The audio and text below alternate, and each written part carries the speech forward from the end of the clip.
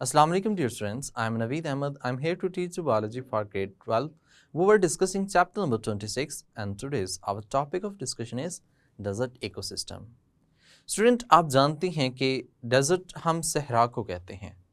सहरा कहाँ कहाँ पे पाए जाते हैं, उनका नाम क्या है, किस तरह से कैसे लोकेटेड हैं, एनिमल्स किस तरह के होते हैं, प्लांट्स किस तरह के हैं, हम ह्यूमन एक्टिविटी किस तरह से डेजर्ट इकोसिस्टम को इम्पैक्ट कर रही है, उसको चेंज कर रही है, इफेक्टिव है, इन तमाम को अंडरस्टैंड करने के लिए चलते हैं लाइट बोर्ड की तरफ. Students, we are going to discuss desert ecosystem. अब ये बात तो आप जानते हैं कि खुश्की में रहने वाले जितने भी ऑर्गेनिजम्स हैं, ट्रस्टियल इन्वायरमेंट आप कह सकते हैं, एक्सट्रीम वाटर डेफिशिएंसी जिसमें होती है वो कौन सा है, डेजर्ट इकोसिस्टम है. अब देखा जाए वेस्टर्न पंजाब पाकिस्तान की तरफ, तो वेस्टर्न पंजाब पाकिस्तान में मियाँ वाली, बखर, इस रीजन में जो डेजर्ट पाया जाता है उसको हमने थल के नाम से मेंशन किया. Very very important MCQ. और सेम एज इट इज़ हम यहाँ पे एक और डिस्कस करते हैं कि सिंध में जो डेजर्ट इकोसिस्टम पाया जाता है उसे हम थर के नाम से मेंशन करते हैं. तो this is also very very important MCQ. ये भी बहुत इंपॉर्टेंट एमसीक्यू कंसीडर किया जाता है. तो स्टूडेंट, ये शॉर्ट क्वेश्चन भी है, थर और थल में डिफरेंस क्या है. मैक्सिमम पास्ट पेपर में इसी में से क्वेश्चन आया हुआ है. स्टूडेंट, अगला पॉइंट ये है कि पाकिस्तान का जो साउदर्न रीजन है, साउदर्न पंजाब है पाकिस्तान के अंदर, उसमें फोर्टाबास, बहावल नगर, याजमान, रहीम यार खान, बहावलपुर, और बहावलपुर का जो डेजर्ट है उसको हम किस नाम से मेंशन करते हैं, चोलिस्तान के नाम से मेंशन करते हैं. तो these are very basic MCQ which can be asked by any examiner. किसी भी एग्जामिनर जो है वो ये क्वेश्चन जो है इनको क्या कर सकते हैं, पिक कर सकता है. Students, variety of environments exist in variety of environment जो हैं वो एग्जिस्ट करते हैं डेजर्ट के अंदर. अगर हम बात करें ओवरऑल तो ये 20 to 30 degree north and south latitude की तरफ एग्जिस्ट करता है. यानी कि नॉर्थ एंड साउथ लैटिट्यूड में देखें तो 20 to 30 डिग्री जो है ये एग्जिस्ट करेगा. ये डिग्री हम वो बात कर रहे हैं जब हम जियोग्राफी की स्टडी करते हैं, अर्थ के अंदर वर्चुअल लाइंस की स्टडी करते हैं, तो उसको हम डिग्री मिनट्स के मुतालिक बात कर रहे होते हैं. तो वैरायटी ऑफ इन्वायरमेंट एग्जिस्ट करती हैं. One of the extreme exist, यानी कि एक्सट्रीम इन्वायरमेंट जहाँ पे रेन तो बिल्कुल भी नहीं है, no rainfall and no vegetation at all, that is Sahara and Kyle. Student, ये जो सहारा एंड कायल है यहाँ पे बहुत ही जीरो फाइट्स इन्वायरमेंट जो है वो एग्जिस्ट करता है. आप ऐसे कह सकते हैं there is no rainfall, no vegetation at all. बिल्कुल भी रेनफॉल नहीं है, बिल्कुल भी वेजिटेशन एग्जिस्ट नहीं करती. वाइडली स्पेस्ड हो, इसमें यहाँ पे जो है वो वेजिटेशंस बहुत दूर दूर तक, कहीं कहीं पर vegetations normally commonly desert ecosystem के अंदर एग्जिस्ट करती है. ऐसा नहीं है कि डेजर्ट इकोसिस्टम के अंदर यानी कि एक ही जगह पर काफ़ी ज़्यादा है फिर इस तरह. तो ये वाइडली डिस्ट्रीब्यूटेड हो सकता है, वाइडली स्पेस्ड हो सकते हैं. कुछ एरियाज़, लार्ज एरियाज़ तो ऐसे हैं जहाँ पर सिर्फ और सिर्फ बेयर ग्राउंड है और कुछ भी नहीं है, खाली जगह पड़ी हुई है, और वो खाली जगह किसी भी तरीके कार से हो सकती है. नेक्स्ट स्टूडेंट, रेनफॉल की बात की जाए तो रेनफॉल अगर मेजर की जाए तो 25 to 50 सेंटीमीटर या फिर 10 to 20 इंच, या फिर बिल्कुल भी नहीं है, नॉट एट ऑल. डेजर्ट है तो डेजर्ट में रेन कहाँ से आई, बिल्कुल भी नहीं एग्जिस्ट करती. अब same as is plant life की बात की जाए तो प्लांट लाइफ में हमने कहा कि ऑफन स्पेस्ड इवनली, यानी कि बराबर बराबर वाले हिस्सों पे मौजूद होती है. एज इफ प्लांट, यानी कि अगर हम खुद से प्लान करके अपने बाय हैंड प्लांट्स को ग्रो करवाते हैं तो एक ख़ास डिस्टेंस पर ग्रो करवाते हैं. तो इस तरह से हम कह सकते हैं कि इवनली एज इफ प्लांट, अगर हम खुद से बाय हैंड उसको प्लांटेज करते हैं तो वो इक्वली जो हैं उसमें क्या होते हैं, डिस्ट्रीब्यूटेड होते हैं. ऐसा नहीं है कि हम एक ही जगह पे सारे लगा देते हैं, बल्कि उसको डिस्टेंस डिस्टेंस के साथ में हम उसको लगाते हैं. प्लांट्स की बात की जाए तो पेरिनियल प्लांट्स होते हैं. पेरिनियल प्लांट्स का मतलब यू नो दैट एवरग्रीन. यहाँ पे कैक्टस और बुशेस यानी कि वो जो झाड़ियाँ सी होती हैं वो एग्जिस्ट करती हैं. शैलो रूट सिस्टम मौजूद है. शैलो रूट सिस्टम का मतलब ये है कि सरफेस पर बहुत ज़्यादा रूट्स होंगी, as well as these are also deep, और बहुत ज़्यादा रूट्स जो हैं वो ग्रो करेंगी. That is known as shallow root system. इसको हम शैलो रूट सिस्टम के नाम से मेंशन करते हैं, कि यानी कि रूट्स बहुत ज़्यादा हैं, ग्रो करती हैं, डीपली ग्रो करती हैं, इस सेंस में हम कहते हैं शैलो रूट सिस्टम इनके अंदर एग्जिस्ट कर रहा होता है। स्टूडेंट्स, इनकी अडेप्टेशंस देखी जाएं तो these adaptations as like we can say कि ये सारे प्लांट्स जो हैं दीज आर ज़ीरोफाइट्स, ये ज़ीरोफाइट्स हैं। ज़ीरोफाइट्स यानी कि जो टर्स्टियल इन्वायरमेंट में खुश्की पर रहने वाले प्लांट्स होते हैं, उनकी अडेप्टेशंस की बात की जाती है। तो ये जो स्टूडेंट्स हमने बात की है अडेप्टेशंस की, तो इसके अंदर कौन कौन से शामिल हैं? वाटरप्रूफ वैक्सी कोटिंग होती है, मतलब कि इसका पर्पस क्या है कि वाटरप्रूफ का पर्पस ये है कि वाटर की इवेपोरेशन को क्या करना होता है, प्रिवेंट करना होता है। ये वाटर स्टोर ऑर्गन्स भी रखते हैं, या फिर हम इनके लीव्स की बात करें तो थिक लीव्स होते हैं, लीव्स मोटे मोटे होते हैं, या फिर सकुलेंटिक ऑर्गन या फिर ऐसा स्ट्रक्चर कह सकते हैं जो वाटर को एब्जॉर्ब कर लेते हैं। तो जैसे रेनी सीजन आता है ये वाटर को क्या कर लेते हैं, एब्जॉर्ब कर लेते हैं। आफ्टर दैट अगर देखा जाए तो जब ड्रॉट सीजन होता है तो ये उसी वाटर को यूटिलाइज कर लेते हैं। यहाँ पे कैक्टस और यूफॉर्बिया, इनकी अगर बात की जाए तो इनमें फ्लैशी स्टेम होता है। ये कैक्टस और यूफॉर्बिया इसके एग्जांपल्स हैं जो यहाँ पे एग्जिस्ट करते हैं। तो इनके अंदर फ्लैशी स्टेम होता है, तो ये फ्लैशी स्टेम के अंदर वाटर को क्या कर लेते हैं, स्टोर कर लेते हैं। स्टूडेंट्स, नेक्स्ट हमारे पास है कि एनिमल लाइफ किस तरह से है, यानी कि डेजर्ट में किस तरह के एनिमल्स एग्जिस्ट करेंगे, और ओवरऑल ह्यूमन इम्पैक्ट जो है वो किस तरह से है, और फिर हम सहारा और कायल की जो है उसका भी जिक्र करेंगे कि वो कैसे इफ़ेक्टेड हैं डेजर्ट इकोसिस्टम से, और किस तरह से ये सारे जो है ओवरऑल इकोसिस्टम मौजूद है। तो इसमें सर्टेन शॉर्ट क्वेश्चन हो सकते हैं, ये वाले MCQ हो सकते हैं, जबकि ये अडेप्टेशंस यानी कि प्लांट लाइफ, ये तो वेरी इंपॉर्टेंट शॉर्ट क्वेश्चन जो है वो कंसिडर किया जा सकता है, क्योंकि इसमें से ये अडेप्टेशंस एज लाइक ज़ीरोफाइट्स की हैं, ये एग्जांपल्स पूछी जा सकती हैं। इनके रूट सिस्टम किस तरह से होता है ये MCQ में आ सकते हैं। तो this can be asked in the MCQ form, ये MCQ फॉर्म में पूछे जा सकते हैं। तो नेक्स्ट लाइट बोर्ड में हम एनिमल लाइफ और ह्यूमन इम्पैक्ट को डिस्कस करते हैं। Students, we are going to discuss desert ecosystem, और इसमें हमने प्रीवियसली प्लांट लाइफ, रेनफॉल, बाकी सब डिस्कस किया। अभी हमने डिस्कस करना है कि वहाँ पे एनिमल्स किस तरह से हैं। तो स्टूडेंट्स, ज़ाहिर सी बात है कि एनिमल्स भी वहाँ पे टेरेस्ट्रियल एनिमल्स सर्वाइव करेंगे। टेरेस्ट्रियल एनिमल्स, ये जो टेरेस्ट्रियल एनिमल्स हैं ये ऐसे एनिमल्स होते हैं जो खुश्की पर रहते हैं, यानी कि हम कह सकते हैं जो वाटर को कंजर्व करने की सलाहियत रखते हैं, या फिर बहुत कम वाटर के अंदर भी सर्वाइव कर लेते हैं। हम ऐसे ही कहते हैं कि these are those animals which are adapted to little supply of water, यानी कि बहुत कम वाटर भी दिया जाए तो वहाँ पे भी वो सर्वाइव करते हैं। इन शॉर्ट आप ऐसे कह सकते हैं दे कंजर्व वाटर, वो वाटर को कंजर्व करने की सलाहियत रखते हैं, यानी कि वाटर लॉस को प्रिवेंट करने में उनके अंदर अडेप्टेशंस होती हैं। अब देखिए कुछ एनिमल्स तो ऐसे भी हैं कम्प्लीटली डिवॉइड, यानी कि जो दिन के वक्त निकलते ही नहीं हैं। कुछ डेजर्ट्स आप ऐसे कह सकते हैं कि डे टाइम बिल्कुल खाली होता है, कोई animal life at day time मौजूद नहीं होती। ऐसी क्या वजह है? क्योंकि डे टाइम जो डेजर्ट होते हैं वो हॉट होते हैं ड्यू टू सन, यानी कि इसमें हम ऐसे भी कह सकते हैं डे टाइम में एनिमल्स नहीं हैं तो ये सीक रिलीफ फ्रॉम हीट, यानी कि सूरज से वो अपने आप को बचाते हैं, क्योंकि उनके ऊपर वैक्सी लेयर होती है और डेजर्ट जो होते हैं बहुत ही ज़्यादा गर्म होते हैं दिन के वक्त, सो वो बाहर नहीं निकलते। रात के वक्त बाहर निकलते हैं, सो रात के वक्त जब वो बाहर निकलते हैं तो अपनी फूड जितनी भी है वो खाते हैं, इसमें कूल डाउन हो जाता है डेजर्ट रात के वक्त। इसमें एग्जांपल्स हमारे पास हॉर्न लिजर्ड की है, स्नेक, अदर रेप्टाइल्स शामिल हैं, मैमल्स हैं जैसे कि कैंगरू, रैट, बर्ड्स जैसे कि ब्रोइंग ऑल्स, ये सारे शामिल हैं। तो स्टूडेंट्स, हम कह सकते हैं कि यहाँ की जो लाइफ है वो मोस्टली नॉकटर्नल लाइफ होती है। नॉकटर्नल लाइफ का मतलब जो रात के वक्त एनिमल्स बाहर आते हैं, अपनी फूड को ढूंढते हैं, खाते पीते हैं, लेकिन दिन के वक्त वो अपनी बरोज़ के अंदर, यानी कि ज़मीन के अंदर वो बरोज़ बनाते हैं, छोटी सी बिल्स बनाते हैं, उनके अंदर सर्वाइव करते हैं। क्योंकि बिलो द अर्थ अगर हम देखें, अगर आप ज़्यादा थोड़ी सी गहराई में जाते हैं तो टेम्परेचर कम होता है as compare to outer surface. Upper surface layer की बात करें तो वो नीचे कम होता है।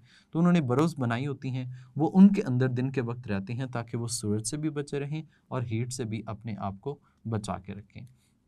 स्टूडेंट्स इसमें मैमल्स हम कैंगरू, रैट, बर्ड्स, ये कैंगरू यू नो दैट कि ऑस्ट्रेलिया के अंदर जो डेजर्ट सिस्टम है वहाँ पे मौजूद होते हैं। और वैसे कैंगरू रैट की बात की जाए तो ये टर्स्ट्रियल एनिमल होता है। कैंगरू रैट छोटा सा माइस लाइक ऑर्गेनिज्म होता है जो बिल्कुल भी पानी सारी ज़िंदगी नहीं पीता। और स्मॉलर एनिमल्स हम उन्हें कहते हैं। तो ये स्मॉलर एनिमल्स में हम ऐसे भी कहते हैं without ever drinking water at all, जो पूरी ज़िंदगी जो है वो पानी नहीं पीते। तो ऐसे एनिमल्स की एग्जांपल मैंने आपको बताई कि कैंगरू रैट है। कैंगरू रैट ये चूहे की तरह का एक छोटा सा एनिमल होता है जिसका हमने कैंगरू रैट के नाम से मेंशन किया है। ये अपनी फूड के थ्रू ही क्या करते हैं, सेलुलर रेस्पिरेशन करते हैं और अपनी फूड के थ्रू ही फीड अप करते हैं। मिसाल के तौर पर अगर मैं बात करूं कार्बोहाइड्रेट्स की बात करूं, अब कार्बोहाइड्रेट्स ब्रेक डाउन होते हैं तो उनमें से वाटर प्रोड्यूस होता है। अब वो जो वाटर है उसी को यूटिलाइज करते हैं, यानी कि ये सेलुलर रेस्पिरेशन परफॉर्म करते हैं। और सेलुलर रेस्पिरेशन में जो कार्बोहाइड्रेट्स है इस तरह की जो फूड ब्रेक डाउन होती है तो उसमें से वाटर एज बाई प्रोडक्ट के तौर पे निकलता है। तो ये उस वाटर को यूटिलाइज करके क्या करते हैं, सर्वाइव करते हैं। तो मतलब ये है कहने का कि ये पूरी ज़िंदगी जो है वो पानी नहीं पीते, जस्ट अपने मेटाबॉलिक प्रोसेसेस के ऊपर ही सेलुलर रेस्पिरेशन जो फूड की होती है उसी से वाटर गेन करते हैं और उसी पे ही सर्वाइव करते हैं। स्टूडेंट अगर हम लार्ज एनिमल्स की बात करें तो डेजर्ट्स में बिग हॉर्न शीप एग्जिस्ट करती है, कैमल एग्जिस्ट करते हैं। ये वाटर होल्स पर, परमानेंट वाटर होल्स पर डिपेंड करते हैं। जब ड्राई सीजन आते हैं उस वक्त अगर हम बात करें तो वाटर होल्स होते हैं, ये वाटर होल्स परमानेंट होते हैं, मतलब इनमें से पानी मोस्टली ख़त्म नहीं होता। तो हम कहते हैं कि इस तरह से जो बड़े एनिमल्स होते हैं, डेजर्ट एनिमल्स होते हैं, they also depend upon the permanent water holes which during dry season जो है वो उनको पानी कहीं और नहीं मिलता तो वो फिर उन्हीं होल्स के ऊपर ही डिपेंड कर रहे होते हैं। स्टूडेंट्स ह्यूमन इम्पैक्ट की बात की जाए तो आप ये बात तो अच्छी तरह से जानते हैं कि इंसान जो है वो ऑलमोस्ट बायोम को ख़त्म करने के चक्कर में है, यानी कि इतनी पॉल्यूशन, इतनी एक्टिविटीज़ जिनकी वजह से मुख्तलिफ बायोम्स एक तो साइज़ में रिड्यूस हो रही हैं क्योंकि इंसान की पॉपुलेशन ओवरऑल क्या कर रही है, इंक्रीज़ कर रही है, जिसकी वजह से ये प्रॉब्लम्स आ रही होती हैं। तो यहाँ पे हम कह सकते हैं कि ह्यूमन एक्टिविटीज़ जो हैं reducing extent of many biomes और इकोसिस्टम, तो बहुत से बायोम और इकोसिस्टम जो है उनको रिड्यूस करने में इंसान जो है वो रोल प्ले कर रहा होता है, या फिर इंसानी एक्टिविटीज़ ऐसी होती हैं जो इन बायोम्स को, इकोसिस्टम्स को कम करने में, रिड्यूस करने में इन्वॉल्व होती हैं। स्टूडेंट ये स्प्रेड डेजर्ट, यानी कि डेजर्ट हम एक प्रोसेस के नाम से जानते हैं, डिजर्टिफिकेशन। ये 2 3 4 वजूहात से हो सकता है। एक तो फॉरेस्ट जब हम कट कर देते हैं तो बाकी जो बेयर लैंड बचती है वो ग्रोथ नहीं होती। जब उनकी ग्रोथ नहीं होती तो वो सिंपल क्या कहलाती है, डेजर्ट कहलाती है। तो इस तरह से डेजर्ट यानी कि डिफॉरेस्टेशन से हम बना रहे हैं, डेजर्ट्स फॉरेस्ट को कट करके बना रहे हैं। ओवर ग्रेजिंग का एक प्रोसेस आप जानते हैं जिसमें ग्रासेस हैं और वहाँ पे हम एनिमल्स बहुत ज़्यादा अमाउंट में छोड़ देते हैं और वो उनको जड़ से उखाड़ लेते हैं, ग्रासेस को जड़ से खा लेते हैं क्योंकि उनके पास फूड कम होती है। सो वहाँ पे अगेन ग्रासेस जो हैं वो प्रॉपर तरीके से ग्रो नहीं करती, तो इस तरह से वो भी किस में कन्वर्ट हो जाती हैं, डेजर्ट में कन्वर्ट हो जाती हैं। तो ये डिजर्टिफिकेशन का प्रोसेस कहलाता है। स्टूडेंट्स बिल्कुल इस तरह से जो सॉइल होती है, जो एसिडिक सॉइल है या फिर सैलिनिटी है या फिर सॉइल इरोजन है, इन वजूहात से भी वो bare land as it is पड़ी होती है, वो भी क्या कहलाती है, डेजर्ट कहलाती है। तो इंसान जो है वो स्प्रेड ऑफ डेजर्ट यानी डिजर्टिफिकेशन का प्रोसेस जो है वो बहुत ज़्यादा उस इंसान की अपनी एक्टिविटीज़ की वजह से ऐसा होता है। स्टूडेंट यहाँ पे कहा जाए ड्रामेटिक एग्जाम्पल जो है वो हमारे पास साहिल की एग्जाम्पल है। ये जो साहिल है ये जब हम बात करते हैं Sahara desert in Africa, Africa के साथ हम कहते हैं सहारा डेजर्ट जो है उसका साउदर्न एज, वहाँ पे border of southern edge of Sahara desert with Africa वहाँ पे एग्जिस्ट करता है, यानी कि अफ्रीका के साथ इसका जो है वो लिंकेज है, या आप ऐसे भी कह सकते हैं कि वो रीजन आता ही अफ्रीका में है। तो अफ्रीका में आपने अक्सर ये देखा भी होगा कमर्शियल्स में या इस तरह से कि वो जो एरिया है वहाँ पे बहुत गरीब लोग, इस सेंस में कह सकते हैं कि वहाँ पे फूड है ही नहीं, फूड एग्जिस्ट ही नहीं करती। उसकी वजूहात क्या हैं स्टूडेंट, देखिए 25 ईयर्स अगर हम चले जाएं पीछे बैक चले जाएं तो उस बिलो एवरेज रेनफॉल, वहाँ पर रेनफॉल है ही नहीं। जब रेनफॉल नहीं है तो वहाँ पे प्रोडक्टिविटी नहीं है। प्रोडक्टिविटी का मतलब ये है कि वहाँ पे क्रॉप्स ग्रो नहीं करेंगी, क्रॉप्स ग्रो नहीं करेंगी तो वहाँ पे उनकी जो प्राइमरी प्रोडक्टिविटी है वो ज़ीरो। आप ऐसे समझ सकते हैं कि वो बिल्कुल करीब बिल्कुल ना होने के बराबर आप कह सकते हैं। So that is the reason basically वहाँ पे जो लोग हैं, प्रोडक्टिविटी ना होने की वजह से, रेनफॉल ना होने की वजह से वहाँ पे लोग जो हैं वो वेजिटेशंस अपनी फूड जो है वो प्रिपेयर नहीं कर पाते and they have shortage of water, उनको वाटर की भी शॉर्टेज होती है। अच्छा, यहाँ पे कहा जाता है रैपिड ग्रोथ ऑफ पॉपुलेशन। इसकी एक और वजह है कि वहाँ पे पॉपुलेशन बहुत ज़्यादा स्पीड से ग्रो की थी। जब पॉपुलेशन ज़्यादा स्पीड से ग्रो करती है तो जाहिर सी बात है वहाँ पे रिक्वायरमेंट्स भी क्या होंगी, ज़्यादा चाहिए होंगे। जब रिक्वायरमेंट्स ज़्यादा चाहिए, सोर्सेज ज़्यादा चाहिए, वो अवेलेबल नहीं है, so it will increase the carrying capacity of the environment.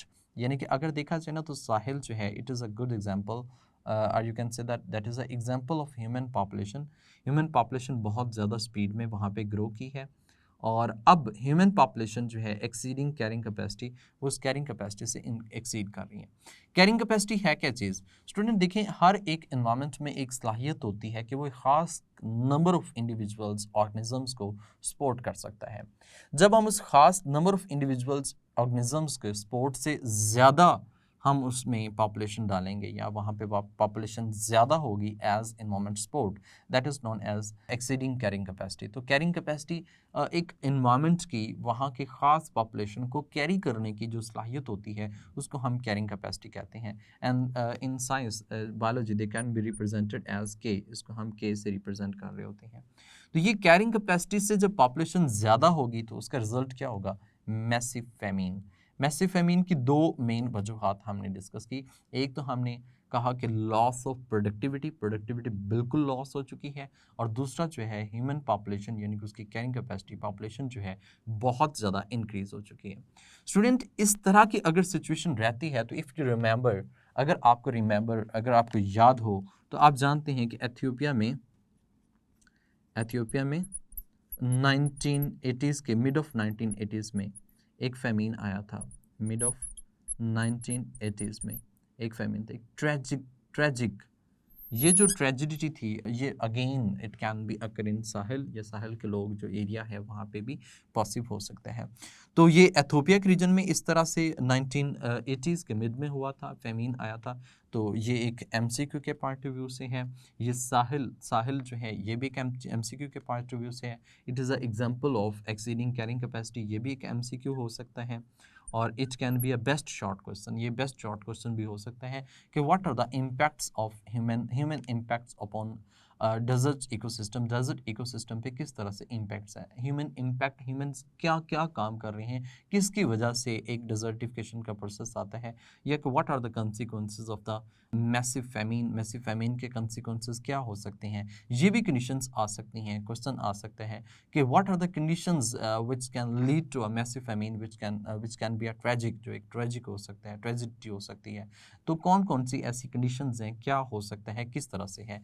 ये भी एग्जांपल आ सकती है कि how you can justify that desertifications occurs in the world, or desertifications of processes occur in the world and can affect the human life, और ये human life को effect कर रही है, तो उसमें भी आप एग्जांपल जो है वो मेंशन कर सकते हैं। स्टूडेंट्स, इसके एनिमल लाइफ में पूछा जाए तो ये इसमें कौन से एनिमल्स होते हैं, तो ये टर्स्ट्रियल एनिमल्स होते हैं। How they are adapted to survive in the desert ecosystem, यानी कि टर्स्ट्रियल इन्वायरमेंट जो है वो डेजर्ट इकोसिस्टम के अंदर, टर्स्ट्रियल एनिमल जो हैं वो डेजर्ट इकोसिस्टम के अंदर किस तरह से सर्वाइव करते हैं। तो ये भी एक क्वेश्चन हो सकता है। ये भी क्वेश्चन आ सकता है कि what are the adaptations in animals located are the living in a desert, जो एक डेजर्ट में एनिमल्स रह रहे हैं उनके अंदर कौन कौन सी ऐसी अडेप्टेशंस हैं। There will be multiple short questions as well as MCQs can be arise from this topic, and this desert ecosystem is very very important related to the MCQ and short questions.